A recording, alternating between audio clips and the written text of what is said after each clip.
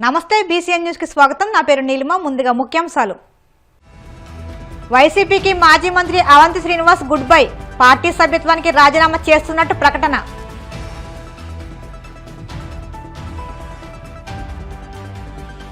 YCP party సభ్యత్వానికి భీమవరం మాజీ MLA గ్రంథి శ్రీనివాస్ రాజీనామా. కీలక నేత విడిపోవడంతో వైసీపీ శ్రేణుల్లో కలవరం.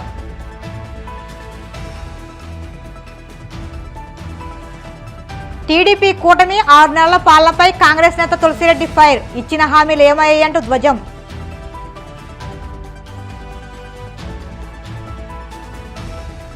మంచు ఫ్యామిలీకి రాచకొండ సిపి సుధీర్ బాబు హెచ్చరిక. శాంతి భద్రతలకు విఘాతం కలిగించవద్దంటూ హితవు. వైసీపీ ముఖ్య నేత మాజీ మంత్రి అవంతి శ్రీనివాస్ పార్టీకి గుడ్ బై చెప్పేశారు. వైసీపీకి పార్టీ సభ్యత్వానికి భీమిలి నియోజకవర్గం సమన్వయకర్త పదవికి అవంతి రాజీనామా చేశారు. రాజకీయాలతో కుటుంబానికి కూడా దూరంగానే ఉన్నానని, వ్యక్తిగత కారణాల దృష్ట్యా రాజీనామా చేస్తున్నట్లు వెల్లడించారు. కొంతకాలం రాజకీయాలకు దూరంగా ఉంటానని, ఎవరి మీద విమర్శలు చేయాల్సిన అవసరం లేదన్నారు. ప్రజలకు అనేక పథకాలు ఇచ్చినప్పటికీ, అభివృద్ధి చేసినప్పటికీ ఎందుకు ఇలా జరిగిందనేది విశ్లేషణ చేసుకోవాల్సిన అవసరం ఉందన్నారు. అందరి దగ్గరికి రావడానికి ఎలక్షన్స్ తర్వాత ప్రధానమైన కారణం ఏంటంటే, మీరు అందరూ చూస్తున్నారు రాష్ట్రంలో 5 సంవత్సరాలు జరుగుతున్న పరిస్థితులు, దాని రిజల్ట్, దాని ఫలితం, రిజల్ట్ అయిన తర్వాత కూడా జరుగుతున్న పరిణామాలు అన్ని కూడా మనం గమనిస్తాం. 2009లో పద్మభూషణ్ మెగాస్టార్ చిరంజీవి గారి యొక్క ఆశీస్సులతోటి, వారి యొక్క ఆశీస్సులతోటి మన 2009లో రాజకీయాలు రావడం జరిగింది.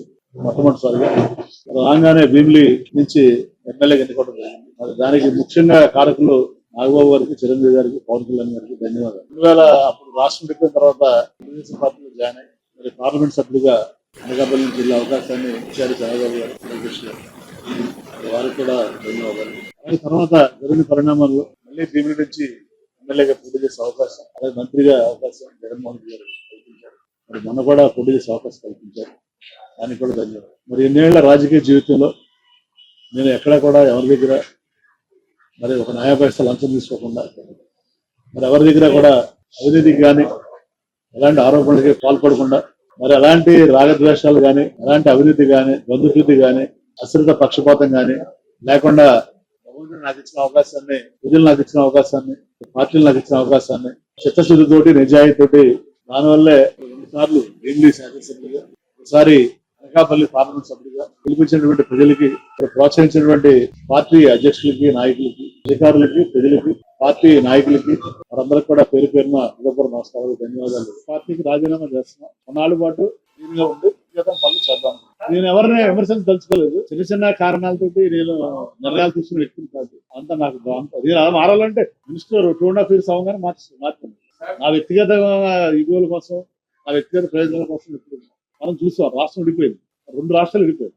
విడిపోయిన తర్వాత మన రాష్ట్రం ఎలా ఉంది, ఆంధ్రప్రదేశ్ రాష్ట్రం, పక్క రాష్ట్రం తెలంగాణ ఉంది. వాళ్ళు అలా బుల్లెట్లో చూసిపోతారు, మనం ఇలా ఉన్నాం.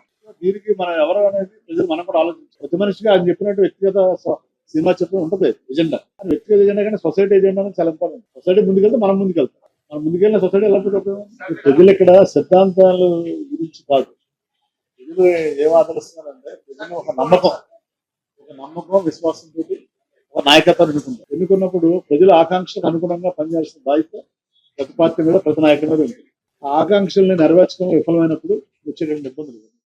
అధికారాన్ని కోల్పోయిన వైసీపీకి షాకుల మీద షాకులు తగులుతున్నాయి. ఆ పార్టీకి మాజీ మంత్రి అవంతి శ్రీనివాస్ ఈ రోజు రాజీనామా చేసిన సంగతి తెలిసిందే. అవంతి రాజీనామా చేసిన కాసేపటికే మరో కీలక నేత పార్టీని వీడారు. భీమవరం మాజీ ఎమ్మెల్యే గంధి శ్రీనివాస్ వైసీపీ ప్రాథమిక సభ్యత్వంతో పాటు పార్టీ పదవులకు రాజీనామా చేశారు. రాజీనామా లేఖను పార్టీ అధినేత జగన్కు పంపించారు. కీలక నేతలు వరుసగా పార్టీని వీడుతుండటంతో వైసీపీ శ్రేణులు ఆందోళనకు గురవుతున్నాయి.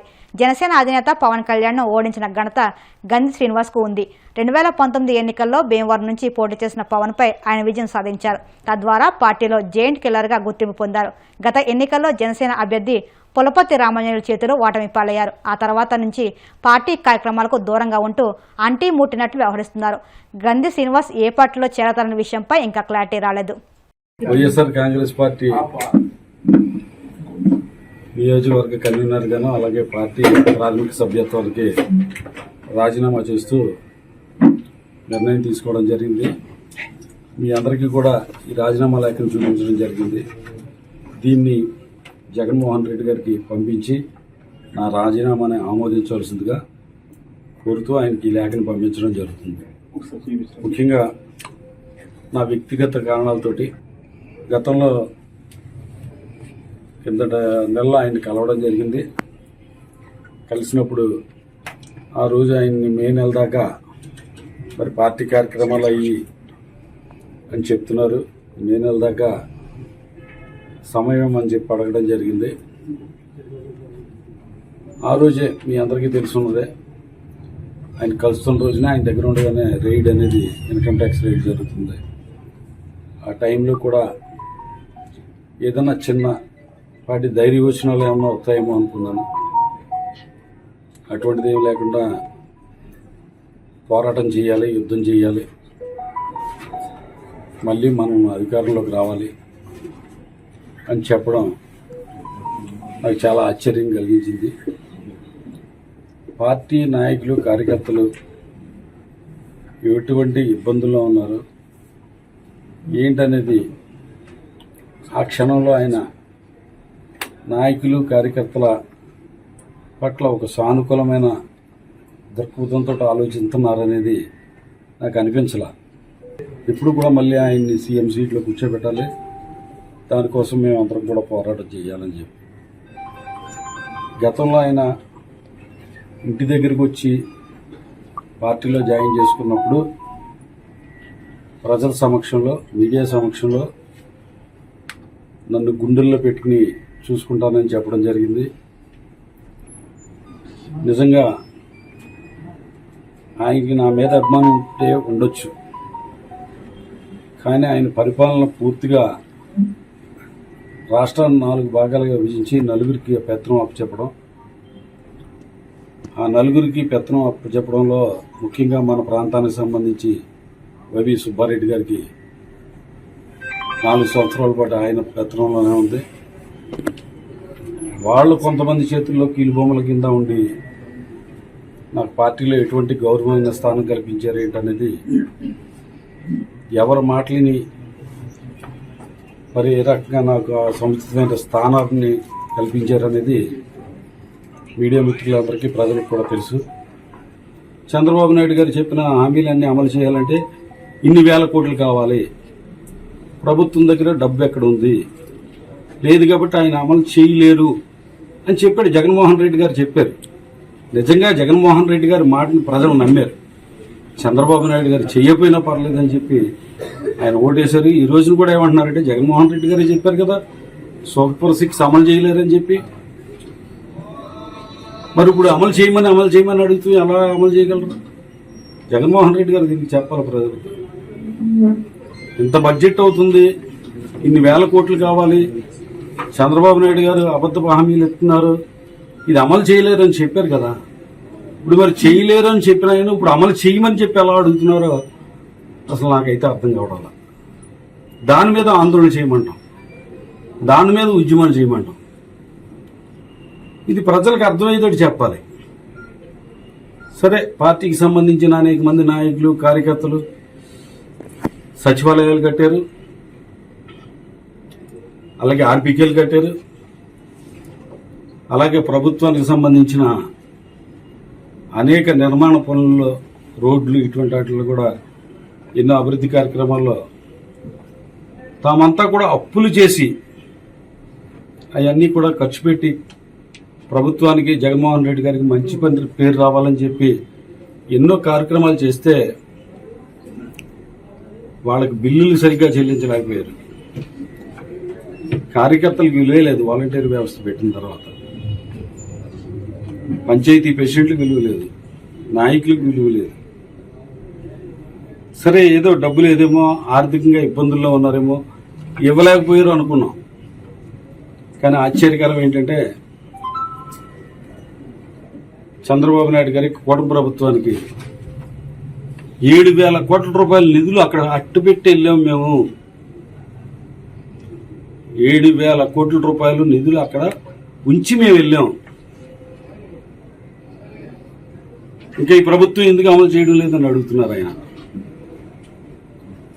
సరే, 7,000 కోట్ల రూపాయలు నిధులు అక్కడ పెట్టుకుని మన ప్రభుత్వ కార్యక్రమాలు చేసిన అభివృద్ధి కార్యక్రమాలకు సంబంధించి అనేక మంది కాంట్రాక్టర్లకు కానీ రైతులకు కానీ వీళ్ళందరికీ కూడా, అలాగే ఫీజు రియంబర్స్మెంట్కి సంబంధించి వీళ్ళందరికీ డబ్బులు చెల్లించకుండా మనం ఎందుకున్నాం అనేది ఇవాళ బయటికి వెళ్ళినప్పుడు అడుగుతూ ఉంటే కనుక సమాధానం చెప్పలేకపోతున్నాం.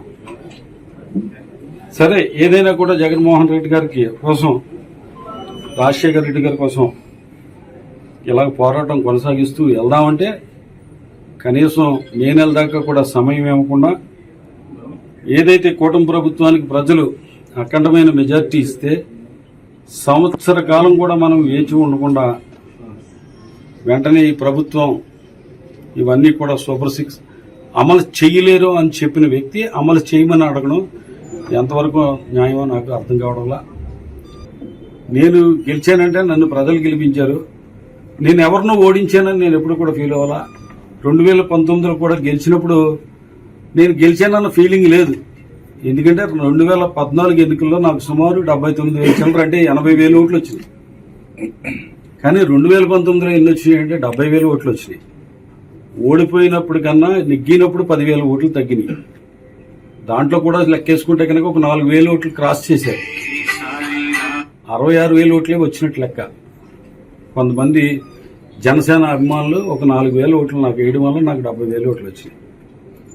గెలిచిన ఫీలింగ్ కానీ, గర్వం కానీ, అహంకారం కానీ ఎప్పుడు కూడా నేను ప్రదర్శించలేదు. నాకు ఫీలింగ్ కూడా 6 నెలల దాకా గెలిచానని ఫీలింగ్ కూడా లేదు నిజంగా.